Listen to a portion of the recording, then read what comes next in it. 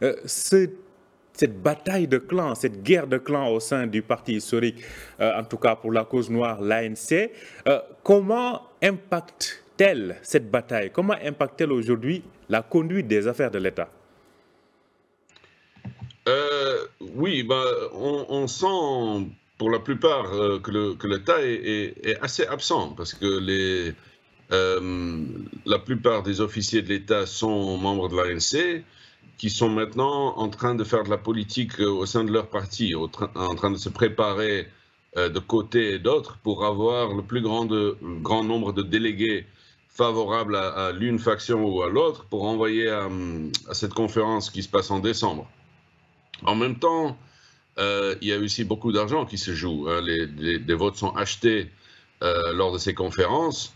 Donc, partout, il y a des membres de l'ANC qui essaient de rassembler de grandes sommes d'argent. Et ils font ça souvent par puiser dans les fonds publics. Donc, on ne sent pas beaucoup d'activité au sein du gouvernement, au niveau national du moins, et non plus au niveau municipal. Oui. Est-ce que ce n'est pas une preuve de plus qu'avec le temps, le régime s'est radicalisé avec cette fragilité de Paul Biya? Alors, je dirais pas le mot radicalisé. Je pense que le Cameroun, en tant que pays, en fait, s'est dégradé. C'est comme une sorte de fruit qui pourrit. C'est-à-dire que toutes les logiques institutionnelles classiques semblent finalement mises de côté au profit d'une organisation, bien de plusieurs organisations concurrentes à l'intérieur du pouvoir, qui se regardent en chien de faïence, qui s'affrontent, qui se disent qu'à un moment donné, elles en découdront et qu'elles en découdront aussi avec l'opposition, parce que le Cameroun de 2024, c'est pas un pays qui est prêt à une éventuelle vacance du pouvoir. Il n'est pas prêt psychologiquement, il n'est pas prêt politiquement, il n'est pas prêt économiquement, il n'est prêt d'aucune façon que ce soit. Alors on va y revenir. Derrière chaque femme dans le système RPT-Unir aujourd'hui, il y a des pelotons de prédateurs, des marmailleurs, des magouilleurs, des gens qui veulent s'enrichir à la vitesse de la lumière. Donc, ce sont les femmes qui leur servent aujourd'hui de porte d'entrée dans le système. Chaque femme a son réseau. Chaque femme a son réseau. Chaque femme a son réseau. Victoire Tomega a ses réseaux, Sina Lawson a ses réseaux, Ingrid Amadi a ses réseaux, Tchega a ses réseaux. Et c'est comme ça, autour de chaque femme, il y a des réseaux qui se sont constitués. C'est des réseaux d'entrepreneurs, de petits marmailleurs, des larbins, des gens qui prennent des marchés. Chaque clan a son réseau. Comment vous pouvez diriger un pays comme ça? Chaque clan a son réseau.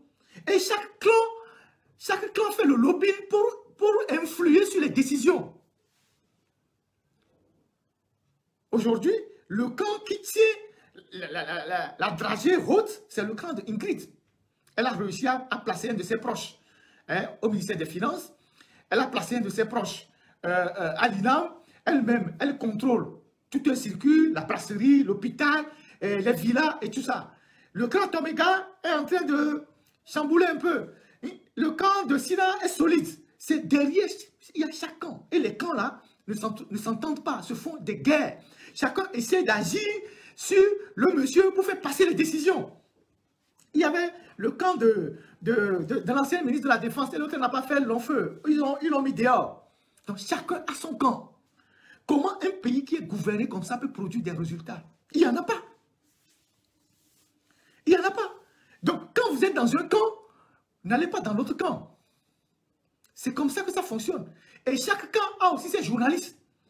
Ces bienfaiteurs, ils ont tous leur porte-parole. Sandra Johnson aussi a ses camps. Donc chacun marque son territoire. Chacun marque son territoire. Le camp le plus fermé, c'est le camp de Sina. Et l'autre, c'est un camp très fermé. Pas beaucoup de gens. Et beaucoup plus d'étrangers. Victoire Tomega, elle avait son camp. Avec ses éléments et tout ça. Et Ingrid a son camp. L'ancien ministre de la Défense avait aussi un petit camp. Chacun a son camp. Mais ce sont des camps qui sont incompatibles. Et c'est des réseaux. Vous voyez comment la mafia fonctionne? Donc, dans la mafia, il y a plusieurs réseaux qui fonctionnent. Et qui viennent rendre compte au chef. Comment voulez-vous qu'un pays comme ça puisse avancer? Comment voulez-vous? Parce que à chaque fois qu'on doit faire passer une décision, chacun se bat pour faire passer la décision qui l'arrange. Et forcément, ce n'est pas une décision qui va dans l'intérêt du peuple. Ce n'est pas une décision qui va dans l'intérêt de la population. Ce n'est pas une décision qui va dans l'intérêt du bien commun. Chacun essaye de positionner ses pions pour contrôler les ressources financières, les secteurs de décision, les pôles de décision. C'est comme ça que le Togo fonctionne.